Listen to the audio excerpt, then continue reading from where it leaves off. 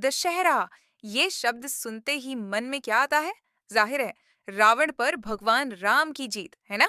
पूरे भारत में ज्यादातर जगहों पर तो यही कहानी धूमधाम से मनाई जाती है। लेकिन क्या हो अगर कोई कहे कि भारत में एक जगह ऐसी भी है जहां दशहरे का मतलब कुछ और ही है? जी हाँ, छत्तीसगढ़ के बस्तर में। यहाँ ये त्योहार भगवान राम के लिए नहीं, बल्कि वहाँ की सबसे बड़ी देवी माँ दंतेश्वरी और उनके साथ सैकड़ों स्थानीय देवी देवताओं के लिए मनाया जाता है। बिल्कुल अलग कहानी है।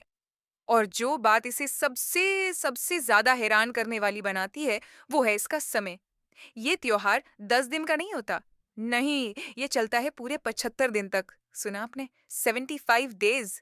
ये दुनिया का सबसे लंबा चलने वाला त्योहार है। तो सवाल ये है कि आखिर ये अनोखी परंपरा शुरू कैसे हुई? चलिए, इसकी कहानी जानने के लिए हमें समय में थोड़ा पीछे चलना होगा, करीब 600 साल पीछे। ये कहानी है एक राजा की अटूट भक्ति की और एक दिव्य रथ की।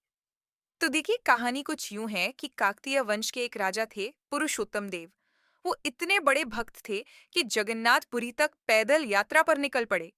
कहते हैं कि भगवान जगन्नाथ उनकी इस भक्ति से इतने खुश हुए कि उन्होंने राजा को रथपति की उपाधि दे दी, मतलब रथों का स्वामी। और साथ में एक बहुत बड़ा रथ भी तोहफे में दिया।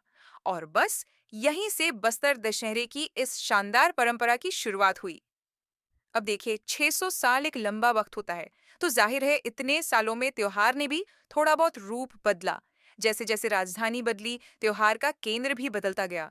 और 18वीं सदी में जगदलपुर इसका नया घर बन गया। और समय के साथ अश्विन महीने में होने वाला ये भव्य आयोजन ही इसकी सबसे बड़ी पहचान बन गया। लेकिन इस त्योहार की असली जान, इसकी आत्मा, वो बसती है इसकी अनोखी रस्मों में। सच कहूं तो यही वो रस्में हैं जो इसे दुनिया के किसी भी दूसरे त्योहार से बिल्कुल अलग बनाती हैं। तो चलिए एक एक करके इन रस्मों को जानते हैं। तो ये जो 75 दिन का सफर है ना, इसकी शुरुआत होती है कुछ तैयारी की रस्मों से। सबसे पहले होती है पाट जात्रा, जिसमें रथ बनाने के लिए जो पहली लकड़ी लाई जाती है, उसकी पूजा होती है। फिर देरी गड़ाई में शुभ लकड़ियों को स्थापित किया जाता है।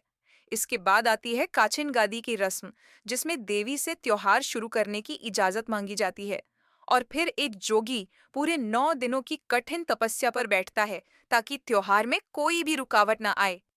जरा सोच कर देखिए, इस पूरे उत्सव का केंद्र हैं दो बहुत बड़े रथ। एक नहीं, दो। एक 4 पहियों वाला और दूसरा उससे भी बड़ा, 8 पहियों वाला। इन्हीं शानदार रथों पर देवी दंतेश्वरी का छत्र रखा जाता है और फिर उन्हें पूरे शहर में घुमाया जाता है। यकीन मानिए, ये नजारा देखने लायक होता है और इसे देखने के लिए लोग दूर दूर से आते हैं। त्योहार जैसे जैसे आगे बढ़ता है, कुछ और खास समारोह आते हैं। एक है निशा जात्रा। ये आधी रात को होने वाली एक बहुत ही महत्वपूर्ण पूजा है, जो बुरी ताकतों से सबकी रक्षा के लिए की जाती है। और फिर होता है मावली परघाव, मतलब देवी मावली का स्वागत। सोचिए, ढोल नगाड़ों की जोरदार गूंज के बीच देवी मावली और उनके साथ सैकड़ों गांव के देवी देवताओं का कितना भव्य स्वागत होता होगा। और अब बात करते हैं इस त्योहार की शायद सबसे दिलचस्प रस्म की। इसे कहते हैं भीतर रैनी और बाहर रैनी। होता यह है कि विजयादशमी की रात को आदिवासी समुदाय के लोग बड़े सम्मान के साथ रथ को चुरा के ले जाते हैं। हाँ, एक तरह से प्रतीकात्मक चोरी। फिर अगले दिन राजा खुद उनके पास जाते हैं, उनके साथ बैठकर नई फसल की खीर खाते हैं और फिर रथ को वापस लाते हैं। ये सिर्फ एक रस्म नहीं है, ये राज परिवार और आदिवासी समुदायों के बीच के गहरे रिश्ते और एकता का सबसे बड़ा सबूत है। तो अब तक समझ ही गए होंगे कि बस्तर का दशहरा सिर्फ पूजा पाठ या कोई धार्मिक त्योहार नहीं है। नहीं, ये उससे कहीं ज्यादा बड़ा है। यह असल में एकता का, पूरे समुदाय का और लोगों के आपसी जुड़ाव का जश्न है। इस त्योहार की सबसे बड़ी खूबसूरती पता है क्या है? वो है इसमें हर किसी की भागीदारी। मतलब हर किसी की एक तय जिम्मेदारी है। बढ़ई रथ बना रहे हैं, लोहार धातु का काम देख रहे हैं, पुजारी पूजा पाठ कर रहे हैं, यहाँ तक कि नाई समुदाय की महिलाएं भी रथ की पूजा करती हैं। और गांव के लोग, वो लकड़ी, रस्सी, अनाज जो जिससे बन पड़ता है वो देता है। ये सच में दिखाता है कि ये त्योहार किसी एक का नहीं, बल्कि हर किसी का है। और त्योहार में सिर्फ रस्में ही नहीं होती, एक बहुत ही जरूरी हिस्सा है मुरिया दरबार। आप इसे बस्तर की रूरल पार्लियामेंट या ग्रामीण संसद भी कह सकते हैं। ये एक ऐसा मंच है जहां गांव के सारे मुखिया अपनी दिक्कतें, अपनी परेशानियां सीधे राजा और प्रशासन के सामने रखते हैं और फिर मिलकर उनके हल ढूंढे जाते हैं। सोचिए कितनी गहरी लोकतांत्रिक जड़ें हैं इस परंपरा में। और फिर पूरे 75 दिनों के बाद ये शानदार उत्सव अपने समापन पर पहुंचता है। आखिरी रस्म है ओहाड़ी यानी विदाई। और इसमें कुछ ऐसा होता है जो दिल को छू जाता है।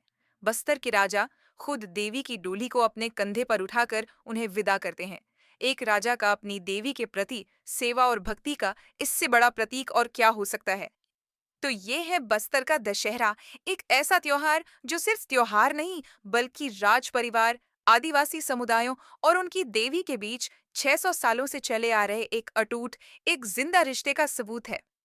तो आखिर में एक सवाल मन में आता है कि क्या त्योहार सिर्फ जश्न मनाने के दिन होते हैं या फिर ये वो जीती जागती कहानियां हैं जो हमें हमारी जड़ों से, हमारी मिट्टी से और सबसे जरूरी एक दूसरे से जोड़कर रखती हैं। सोचिएगा जरूर।